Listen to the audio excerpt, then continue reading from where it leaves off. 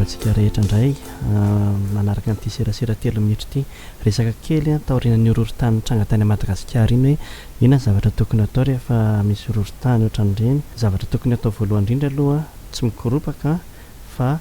mivoaka ny trano arak'izay aingana indrindra zany dia aza adininy ankizy satria ny ankizy mety matory mety variana na matahotra aza adininy ankizy fa raisy daholo dia mivoaha ny trano. Raha ohatra ka tsy tahavoaka ny trano ianao dia midira ambanina varavarana zany hoe ilay varavarana tolana varavarana zany satria ao ambanina varavarana misy mafy kokoa zany ny rindrina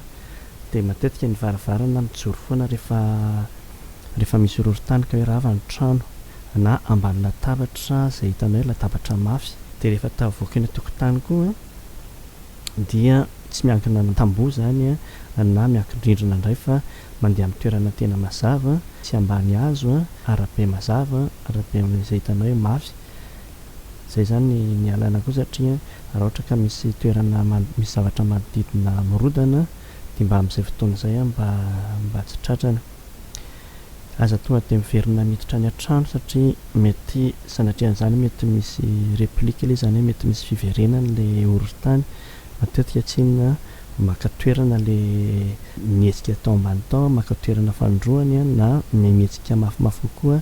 dia amin'iny koa zany mety mafimafy kokoa indray ny fitrangany fa tsara zany hoe miandry kely elaela alohany dia izay amin'izay vao miverina matory. Dia jerevy ihany koa ny trano sao dia misy mitritra na tsy tokony azo hidirana intsony zany hoe raha ohatra za mafimafy ilay ororon-tany dia mety misy mitritra ny trano